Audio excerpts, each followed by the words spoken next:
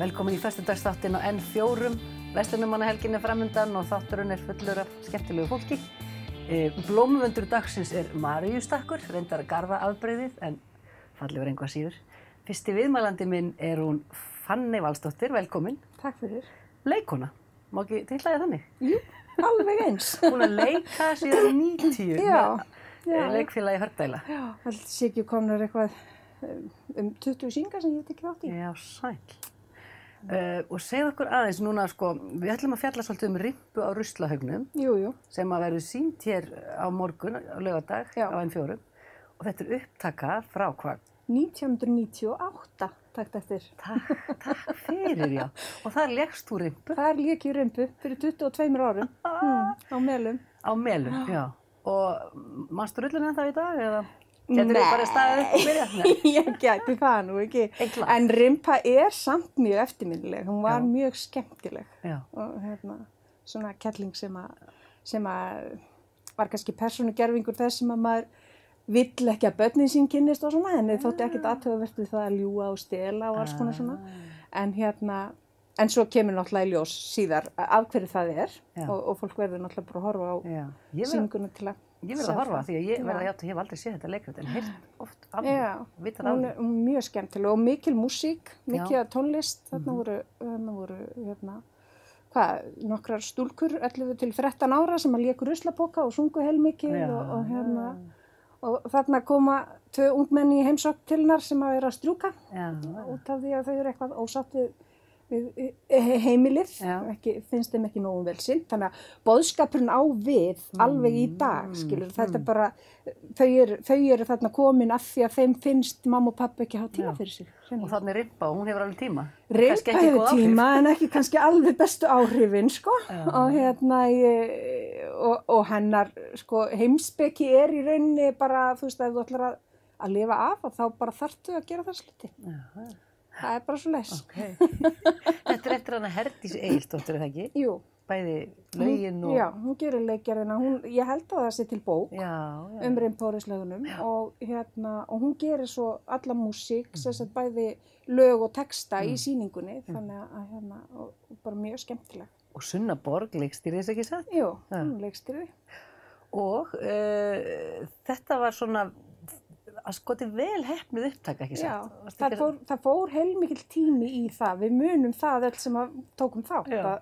Við vorum þarna bara allan daginn í upptökum að taka upp þessi sýningu. Að ná svona nærmyndum og viklum. Já, og svona svipriðum og alls konar svona skemmtilegheitum sem annars hefði mist mark ef þetta hefði bara verið ein vínmynd á sviðinu. Já, sem kannski oftast gert. Já, það oftast þannig. Akkurat, bara til þess að eiga heimildina en kannski ekki endilega öll svipriðun.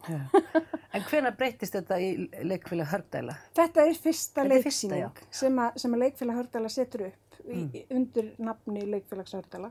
Áður var náttúrulega það var löng hefð fyrir leikhúsi á Melum undir þá merkjum ungmennafélagsins. Það var sem sagt leikdeild ungmennafélags Skriðuhrepps.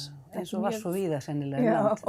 Ekki mjög þjált en var víða á þessum tíma og akkurat á þessum tíma þetta mikið að breytast landið að leikfélög að stofnast upp úr svona leikdeildum. Og það hefur verið öflugt starf alveg bara áratugum saman? Áratugum saman. Aldrei dottið niður í langan tíma? Aldrei meira en 1 ár liðið á milli en mjög algengt að við setjum upp annað hvert ár.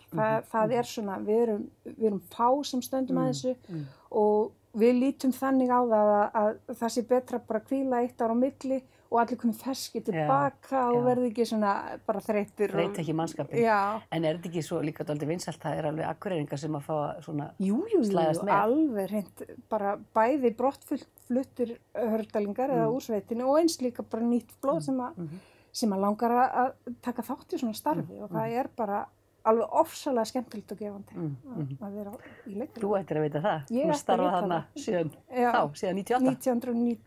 1990. 1990, já, þetta. Já. Já, og hvað svo framundan? Má spyrja það? Það allt leyndarmál eða? Hjá leikfélagi Hörgdæla? Já. Það verið að lesa leikrit. Ég veit ekki alveg hver staðan en það verið að horfa á barnasýningu eftir áramót núna næsta áramót.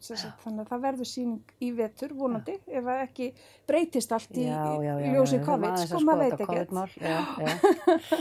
En það stemt á það, þannig að þá aftur komið að barnasýningu sem ekkert rosalega oft hjá okkur í Leikfélagi Hörðalanda. Þannig að það bara vonandi. Þarf þetta ekki að skýrast bara núna með haustinu? Jú, það það sko. Það að mér skilst búið að ráða leikstjóra og svona á eftir kannski endanlega negla niður sýninguna. En við erum aðeins að fornast því líka. Þú hefur tekið smá pásu af því að þú dreifst í nám. Já, ég fór í skóla. Já, segðu okkur aðeins, hvað fannst að læra? Ég sá auglýst 2016 svo ég auglýst nám á Bifröst sem að kveikti í mér, menningarstjórnun.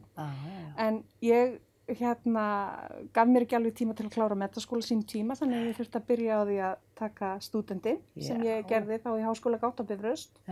Fór svo í BA í miðlun og almannatengslum og núna í haust að byrja í master í menningarstjórn. Vel gert og spennandi og bara til hamingju með þetta. Takk fyrir það. Hvað það langt nám svo? Það eru 90 einingar, þannig að maður getur tekið á 1,5 ári. Ef maður alveg á í fullu námi. Og svo getur maður tekið það hægar með öðru. Já, ég í fullri vinnu, þannig að ég ætla aðeins að hægja á mér. Ég tók allt hitt í fullu námi, með fullri vinnu og fann það svona undir lokina. Þetta var svona, þú veist, maður var kannski ekki alveg að njóta þess eins og ef maður, þannig ég ætla að taka menningarstjórnuna á aðeins lengri tíma og njóta mér. Já, vel gert. En það rimpa á Ruslahaugnum sem verður sýnd á N4 á morgun, bara á klukkan 8 heldur við. Klukkan 8, og hvetjum fólk til að horfa á þessa fínu upptöku. Alveg endilega. 1998 þar sem þú leikur rimpu. Þar sem ég leik rimpu, akkurat. Með boðskapinn góða. Og bara, þetta náttúrulega upptöku frá 1998, þannig að hún ekki fullkomin á mælikvarða dagsins í dag. En mjög góð miðað við þennan tíma. Já. Takk kærlega fyrir komuna, Fanný, að segja okkur frá og gangi ykkur vel í Hörgárdal. Já, takk fyrir mig bara.